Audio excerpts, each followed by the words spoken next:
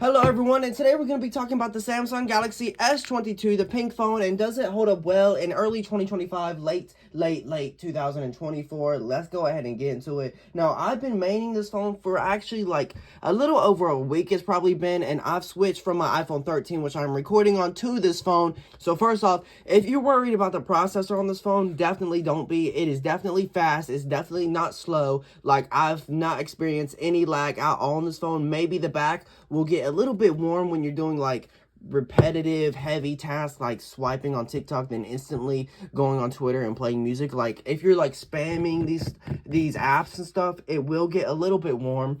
It definitely will. But the phone isn't laggy compared to my iPhone 13, which is laggy. And I have the Samsung Galaxy S21, and the S21 doesn't feel slow either, but does the S22 feel like a major jump from the S21?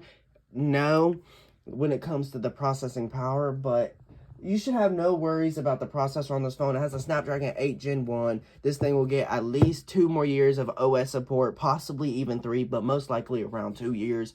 This phone processor alone is really, really good. You should have no issues with heavy editing or scrolling on social media. Just basic stuff, this phone will get the job done. Heavy stuff, this phone will get the job done. Sorry for the camera shake. My cat over here is messing with it. So yeah, the processor on this phone, absolutely no issues. Now let's talk about the display on this phone, because this thing is beautiful. This is the first ever Samsung Galaxy phone, or S phone, with even bezels. Now, what is a bezel? It's the black bar around the phone. iPhones have always had even bezels, but ever since the Samsung Galaxy S22 and before then, they didn't have even bezels, if that makes sense. So let me show you. Right here's the Samsung S21. Let's get on like the settings or something, turn on light mode so we can see the bezels and compare. Samsung S21 on the left has a chin. Look at that. There is a chin, but on the Samsung S22, yes, it has a chin, but it's small and it's even all the way around, which just makes the phone look pretty. It doesn't affect anything at all. So I know I brought that up, but it's nothing of concern.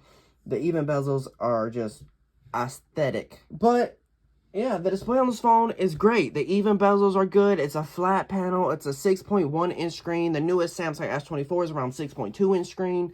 And the Samsung S25 is most likely going to also be a 6.2 inch screen, which is kind of weird because, yes, the Samsung S22 is a 6.1 inch screen, but the S22 was a 6.2 inch screen. So it's weird. They had the 6.2 inch screen, then they dropped down to 6.1 just to bring it back. And size comparison between the S21 and the S22, it looks like a big difference, but it really doesn't feel like a big difference, to be honest. So the size on this phone, 6.1 inches. The display has 120 hertz, 1080p, all that good stuff. It gets around 1,300 pixel brightness, which is really, really good. The newest Samsung phones get around 2,000 pixel brightness, which is just amazing. But 1,300 pixel brightness is definitely not like bad at all. It's a I can tell you that this phone is definitely brighter than my iPhone 13, and it's obvious and it's like noticeable. So yeah, the display on this phone is holding up, absolutely no issues. Now let's get into the battery life. I know I'm going over these topics quickly, but I'm not trying to have a huge yap session in this video. I'm trying to just get this one out real quick. But the battery on this phone has been a little bit of an issue for me. I keep this phone at 60 hertz to save battery. Now, the battery health of my Samsung S22 is like 95%. So the actual battery itself is on 95%, which is really, really good. By the way, anything above like 85 is good. The battery life, like I said, it's not the best in my experience. It gets me 4 hours of screen on time. Now, that doesn't mean the 4 hours won't last you all day. It just means 4.5 to 4 hours of consistent usage will kill this phone after 4 hours. So if you're on this phone for 4.5 hours with the 60 hertz, it will die after 4.5 hours, bro. Well, at least in my experience. Maybe your usage is not as severe, or your usage is weaker, I guess you could say, than mine, and maybe this phone will get you 5+ hours. Someone out there said their phone gets them 7 hours, so it just ranges per person. But on average, for me, with a battery health on 95%, this thing get me 4.5 hours on 60 hertz. I keep it on 60 hertz to save battery. So that is a little bit of a disappointing thing on this phone, the battery life. Small Samsung phones usually don't have the best battery life in general. If you want a smaller phone with really good battery life, I would just recommend the iPhone. They're really good at app optimization and battery optimization. Like my iPhone 13 gives me 7 hours of screen on time. That can last you 3 days depending on your usage. But yeah, the S22, 4.5 hours. Kind of a bummer. On 120 hertz, it's going to be worse. So that is something to look out for. Maybe your usage will be different once again, but in my experience, this phone got me 4.5 hours. It's not like one day it was 5 hours. No, it's consistently 4 to 4.5 hours. So there's that. Battery life, a little disappointing once again.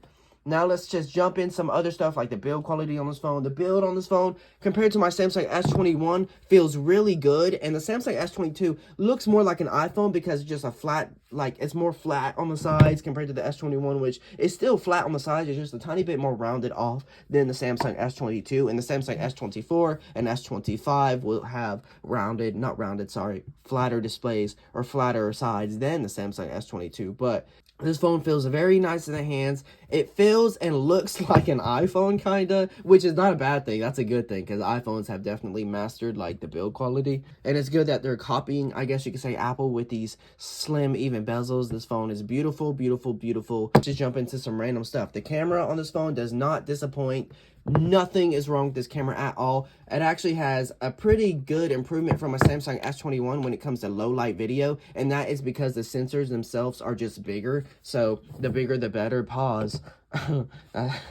And obviously the S24, S25 are gonna have better cameras, but the camera on the Samsung S24 or S22, sorry, is really, really good. And in social media, it is also really, really good. Samsungs have gotten really, really good in social media, like on Instagram or Snapchat. The social media quality and the camera is really, really good. So if you're upgrading or thinking about getting this phone from like a Samsung A series, you'll definitely notice a social media quality improvement. But I will say, if you want the best social media camera quality, you're just gonna have to get an iPhone. iPhones are just better optimized for social media apps. But flagship Samsung phones from the S21 and up have really good social media quality. Obviously, the newer the better, but the Samsung S22 does seem to be like a big improvement from the Samsung S21 when it comes to social media quality. That is probably just because the sensors themselves on the camera are bigger, so it's just going to capture more light.